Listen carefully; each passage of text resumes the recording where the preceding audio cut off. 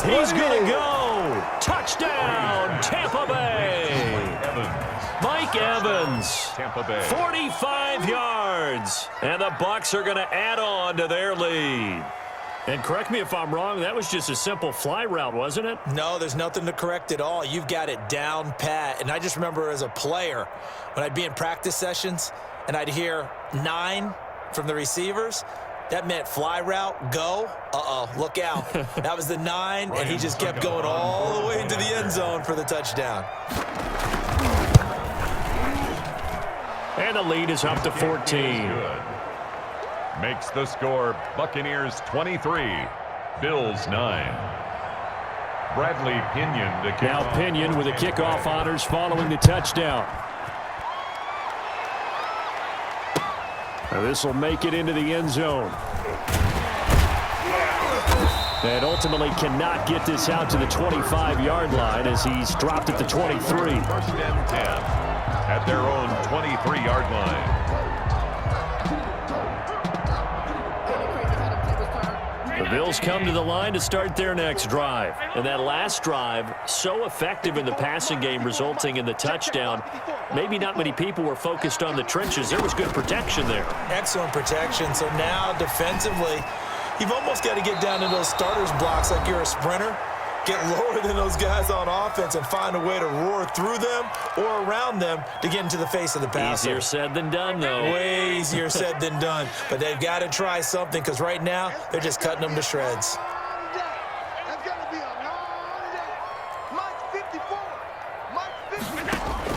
Allen again here on 2nd and 10. Now a desperation throw deep downfield. And that's caught inside the 35. Now the Bills are going to use the first of their timeouts as they'll head to the sideline and talk over what to do next. So the big play changes the complexion of things. Here's 1st and 10 just outside the 30. Here's a pass swung out left to his running back. And that play is blown up, losing yardage back at the 35. But despite the completion, they're going to wind up losing 3 there. 2nd down. And he's going to get 7 out of this before being taken down at the 27. Now the Bills will use the 2nd of their timeouts as they'll talk it over here before what will be an important 3rd down. So they fake the handoff. Now Allen. And the throw there going to be incomplete. Coverage was awfully tight there on 3rd down. They actually closed off all the passing lanes, forcing the incompletion and bringing up 4th down. And they're indeed going to go for it here on 4th down. So trailing here in the last quarter, let's see how this plays out. Check Mike 45. Check Mike 45. Crunch time, defense. One final try here for Allen. Escaping the pressure right.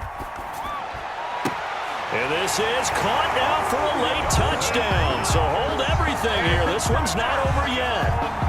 Okay, game on. Don't go anywhere yet. You got a 1-score game now. Probably going to rely on the onside kick coming up. Yeah, they have to. It's not a high percentage play, but it's better than not having a chance at all. And that's when you put your leapers and your flyers on one side, get that high hop, and hope that one of the guys can come up with it. And on the other side, you get that hands team ready. No doubt about it. 70 seconds remain. This will be an onside kick. And the Buccaneers able to recover. Their hands team does its job. The risk-reward of the onside kick, when you don't get it, the risk comes out to play, and here they gave up great field position. And that's the key to everything because you're trying your best to press advantages when you have them, and field position leads you to that type of play calling, and whether you want to blitz or whether you want to throw the ball deep, those types of things. Now that they've given up that type of field position, the advantage is switched to their opponent. 3 yards the gain there, 2nd down. Now the Bucs going to use the first of their timeouts. That'll leave them with 2 remaining. We'll be back after this. That first down completion only netted him 3. 2nd and 7.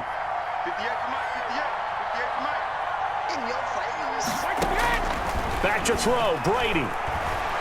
He's going deep for Brown.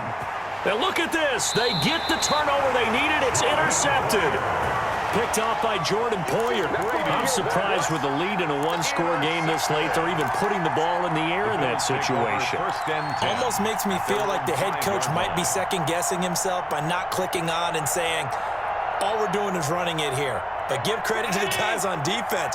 They made a play that they absolutely had to have to give themselves a chance to be in this game. Out to the left, he's got his tight end, Knox.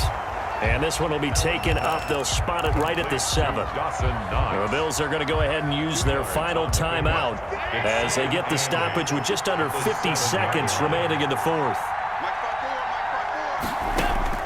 Back to throw. He's got his man on the crossing route. And past the 40 before he's out of bounds. That one goes for 36 yards. Well, that'll help get you out of danger. So much for playing it conservatively back towards your own goal line. That aggressive mentality, sometimes you can use it, and they did there against a defense who probably thought to themselves, there's no way they take a shot here this deep in their own territory. He's going to hit his man out of the backfield, complete. Back-to-back nice gains. That one for 14 yards and another first. Well, how about keeping your head about you in this situation? No more timeouts. Finds a way to get out of bounds. Now they can breathe a little bit as they contemplate what to do on the next down. To throw is Allen. Little pitch and counts to the tight end, Knox. And here he'll be brought down a little shy of the 35 at the 36. Looking to throw again on second down. Allen, and he's got his favorite target yet again. It's complete. And he'll be out of bounds as he gets it down to the 30 there. 7 yards there and a first down. The 30-yard line. The drive continues as they search for a tying touchdown. Here's 1st and 10. 54, right there, 54 mark. Who that? 54 mark. He'll look to throw. He's going to let it fly. He's got a man, complete. And he's across for the touchdown, and it's likely the game winner here in the closing stages. Obviously, the excitement level here is almost a fever pitch. Down 1. It's tempting to go for 2. I say you go ahead and kick the extra point. You got the home crowd carried into overtime. I'm with you. I do see some fans, though, holding up 2 fingers. Easy now. Yeah, but they're not the ones who have to actually make that call, are they?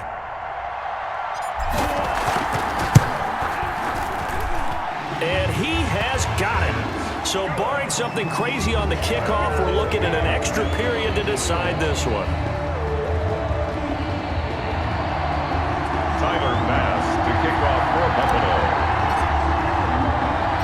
So here comes the kickoff now, all even here in this fourth quarter.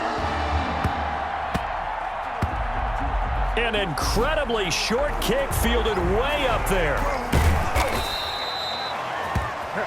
And we have free football overtime. Here we go, my friend. And the way this game played out, this is exactly how it should end, going to overtime, because neither one got an advantage today. So a little teaching moment here. Overtime rules. Remind us how this goes, partner.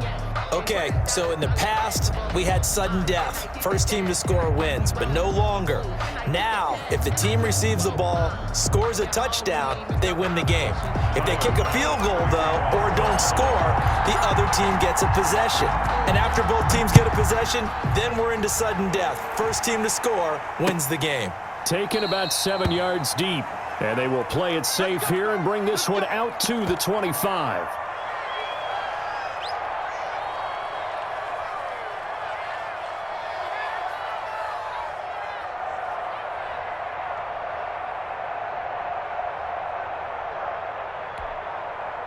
The Bucs offense set to begin their next possession. They're set for their first drive here in overtime, and this is where the crowd can really become a factor. They've had to battle it all day, but I know what you're saying. In overtime, that gets doubled, doesn't it? At least, because now the crowd really wants to be involved and help their team, and that first drive can dictate the whole thing, because they know if this team takes it downfield and scores a touchdown, it's game over. And it's been loud in here so far. So now a fresh set of downs, 1st and 10 after roughing the passer.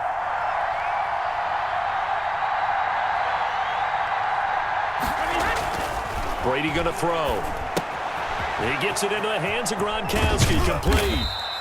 They'll contain him to just 4. Second down. One thing you're hoping for when you run drag routes, you're able to hit a receiver in stride, and he can pick up a lot of yardage after the catch. But in this situation, the defense was effective, able to stop him before he could get a good head of steam going.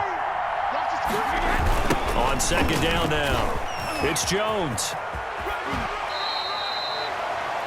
The completion on first didn't get much, and now the run on second doesn't get a whole lot either. Well, if you're a good play caller, you've already looked ahead and anticipated this type of situation. Already down in his play sheet, trying to dial up a big third down play.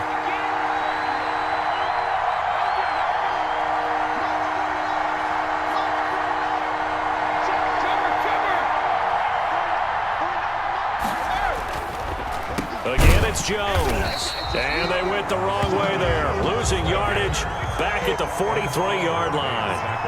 That'll set them back with a loss of 3 on the play. And that's going to make it 4th down. Now hold everything here. We're going to get a timeout by the offense. They'll be down to just 1 remaining as we step aside here in overtime.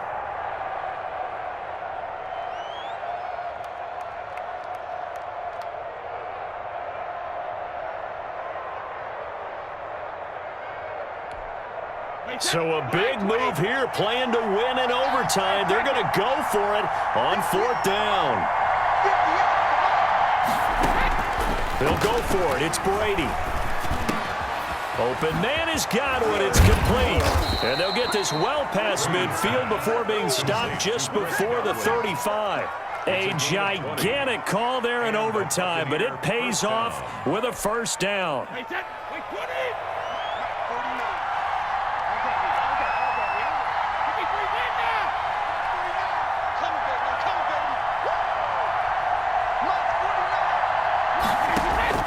From the gun, it's Brady.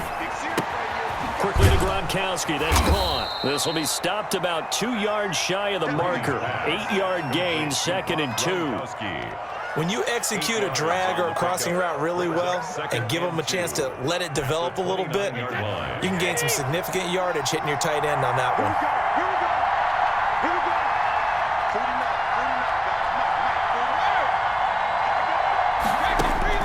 Throwing again on 2nd down.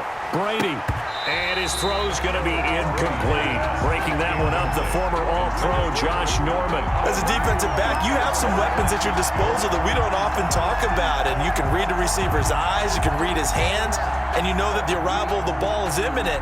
And that allows you to make a play on it and oftentimes knock it away. They'll try and run for it with Jones. And Jones is not going to have the 1st down as they stop him short. Call it no gain that time, and they're going to be left looking up at a 4th and 1. It's now 4th down. They'll go with Jones.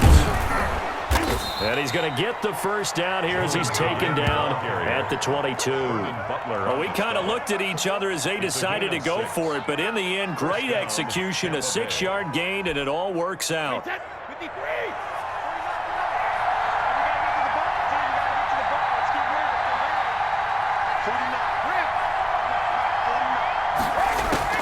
Throwing on 1st down is Brady. Oh, and it's intercepted. Picked off by Micah Hyde.